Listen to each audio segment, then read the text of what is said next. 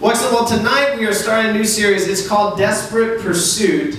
And I thought about it last week this microphone doesn't let me move. I thought about it last night. If you guys came to the Night of Desperation, the dude up, as he was talking about what does it mean to be desperate. And obviously they're the desperation movement or whatever, but he was talking about what does it mean to be desperate. And I thought about that, and I thought, are we really truly desperate in our walk with God? I think is Nick Adams desperate for Jesus Christ to move in my life? And I actually thought about that last Sunday night.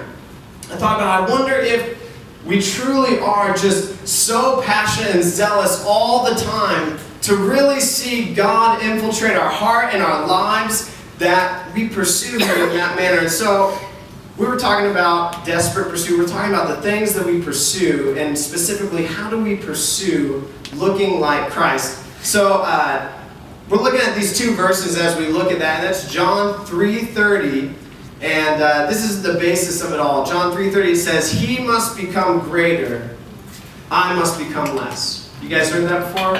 Everyone's heard that?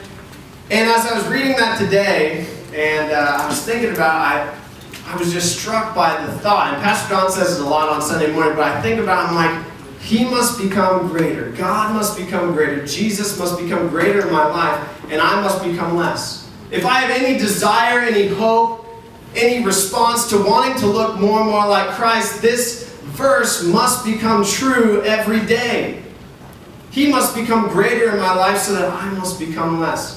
And then I looked at Luke chapter 9, verse 23 and 24. It says, "If anyone would come after me, he must deny himself daily and take up his cross and follow me." We've heard that, right?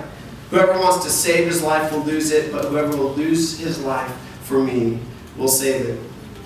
Reminds me of this story. So everybody knows that I played baseball, or I used to play. Now I play on an old man softball team on Thursday nights. I never thought it would happen, but I play old man softball, and I hit a grand slam inside the park home run last week, no joke. And Zach Kaufman was on first base, and I hit it to left center field, and I'm running, and I catch up to Zach by halfway between first and second base. And so I'm slapping him on the butt like, "Dude, come on, let's go, big boy." And we ended up making it all the way around the bases. But back in my prime, I played at Wichita State, which was one of the best baseball schools in the nation. I don't say that to toot my own horn because I didn't actually get to play at all there. I rode the pine and enjoyed the comforts and wonderfulness of being on a Division I baseball team that is really good and got a bunch of free stuff and stuff like that. I got 3 pairs of Oakleys every year just to have and to hold and to love. I slept with them under my pillow. It was beautiful. But so I was on this team, and I was living out the dream, and I was loving it, and I was enjoying what God was doing in my life because it aligned with what I wanted. And then a year and a half into it, if you know me at all, you know my story. A year and a half in, God totally turned me upside down, changed my plans, and I ended up in South Dakota, which was a low Division I team. It was a Division II team the year before, and they were awful. Horrible. I think their record was like 12-37. 12 wins, 37 losses. Division II, that was their Division II record. So then, somebody had the bright idea to move them up to Division I, which means harder teams, which means playing Nebraska, KU, teams like that. I transfer up there, going from one of the most winningest baseball schools in the nation up to SDSU, where everyone talked weird and cows were grazing on the baseball field, and then the cows would die in the winter time because it was so stinking cold. I don't know if that actually happened. But so I'm playing for this team, and we actually, before the season, our first time outside, our very first time that we got to step foot onto a baseball field in the new season was the first time that we would play our first game. We would practice inside of a holding barn where they would do equestrian right before us. The SDSU Jackrabbit equestrian team would practice. The horses would poop all over the ground. We would come, field ground balls, Poop was all over our clothes, no joke, because we're diving for balls and stuff. We're diving in all this stuff. And that was our practice field in the wintertime because it was cold and there was snow on the field up until April. I tell you all this to say, SDSU was a horrible team. We had no chance. When March came, February 26th came, we played KU my freshman year. I transferred up a semester, didn't know what I was doing. I'm in the freezing cold, it's snowing, walk outside, feel my nose hairs freeze for the first time. And then 2 months later, we are playing Jeff's alma mater, the alma mater? Mater. There you go. We're playing the KU Jayhawks at KU's field, February 26th, and we didn't have a chance. This lowly Division II team with Division II players that stink. But yet, as we're coming up on the months, we're practicing and practicing. If you ever play a sport, you are practicing to become perfect.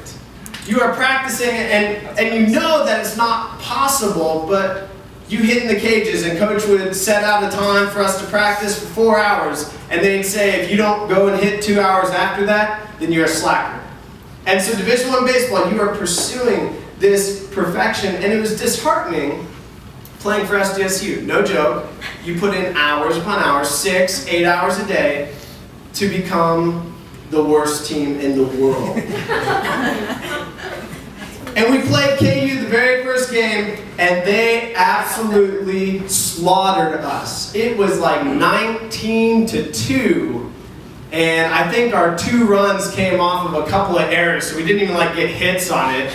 And we're facing these pitchers that are throwing like 90-some miles an hour, but yet we kept practicing, we kept pursuing some form of perfection. And I think about that, I think about my years playing and diving in poop, and it makes me think of us as Christians in some odd way. Because tonight I want to talk to us about the pursuit of perfection. And I think about that word, perfection. What do you guys think of when you hear perfection? Jesus. That was a good answer, Sunday school class. What does perfection mean? It's not me. It means not you. Amen to that. Not just for you, but for all of us. It was a little harsh in the microphone. Take that! Okay, perfection. Give me some sort of personal definition, not Webster's, just a personal definition of perfection. Not screwing up. Not screwing up, not missing a beat. Right. Anything else? Without flaw. Without flaw. Okay. Anything else? One last one. Excellent. Those 2 work. Perfection, as we look at it, yes, I think of Jesus and I think about, for me, what does it mean to be perfect as a Christian and as Pastor Nick Adams, and it's overwhelming. It's almost as overwhelming as diving in poop in a holding barn and trying to beat Notre Dame and KU and all these teams that we just really don't have a shot to beat, but yet we keep pursuing it, knowing that we're almost doing it in vain. Have you guys ever thought about that? That Jesus calls us to pursue perfection, but yet He knows we're not perfect. He knows that we've been born into sin. So how does that work?